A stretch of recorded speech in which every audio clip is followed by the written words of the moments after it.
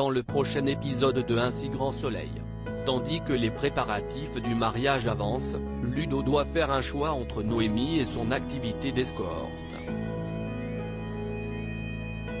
Attention, les paragraphes qui suivent contiennent des spoilers sur l'épisode d'Un si grand soleil diffusé demain soir sur France 2. Si vous ne voulez rien savoir, ne lisez pas ce qui suit. Mercredi 27 octobre dans Un si grand soleil. Les préparatifs du mariage avancent. Thiemi a fait le voyage jusqu'à Montpellier pour assister au mariage de sa mère. Heureuse de retrouver sa fille, Jeannette réalise avec bonheur que c'est sa dernière journée de célibat. Bien qu'il soit en congé, Clément contacte quant à lui Manu pour prendre des nouvelles de l'enquête sur le meurtre de Vielle. Ce dernier indique alors qu'il se demande s'ils ont réellement arrêté le bon coupable puis lui fait part de ses soupçons concernant Tristan Chapuis. Becker lui conseille donc de prendre le directeur de l'opéra en filature mais de rester discret. De son côté, Sabine trie des photos de famille qu'elle compte projeter au cours du mariage de son père.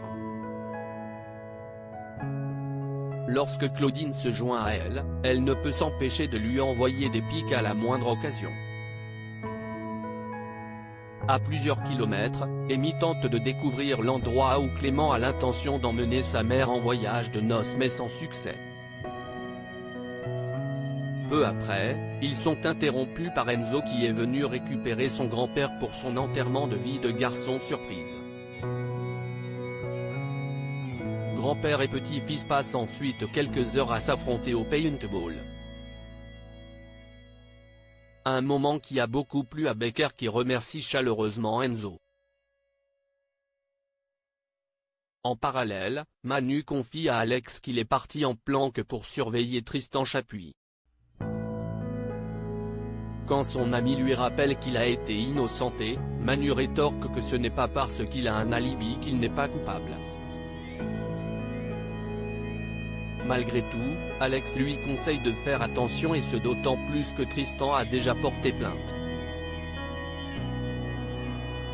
Ludo doit faire un choix entre Noémie et son activité d'escorte en apportant des légumes à Alix. Noémie en profite pour lui dire qu'elle a trouvé Ludo sympathique et mignon. Après avoir précisé qu'il est célibataire, Alix ajoute qu'il n'a pas cessé de la dévorer du regard toute la soirée. Par la suite, en apprenant que Bertrand, son ex-mari, a décidé de vendre la maison dans laquelle elle vit, Alix jure de ne pas se laisser faire. Peu après, elle rejoint Ludo et l'informe qu'elle lui a pris de nombreux rendez-vous.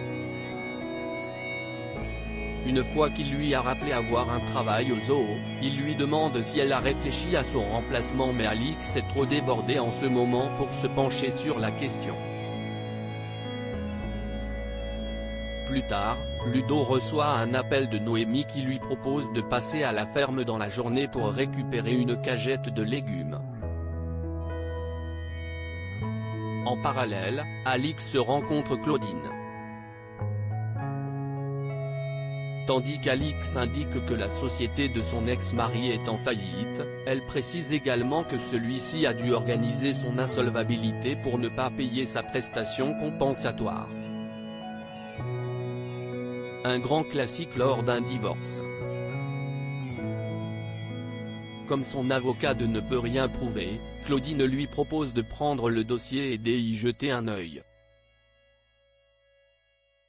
À la ferme, Noémie propose à Ludo de rester boire un verre mais il est obligé de décliner car il a un rendez-vous avec l'une de ses clientes.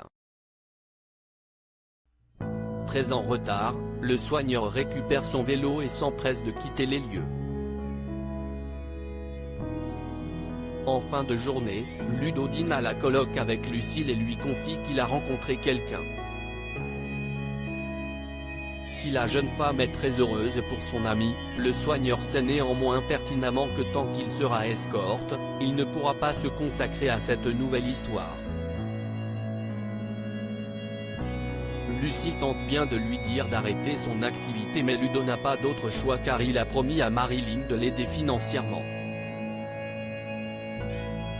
pour lui, la seule solution est d'oublier Noémie.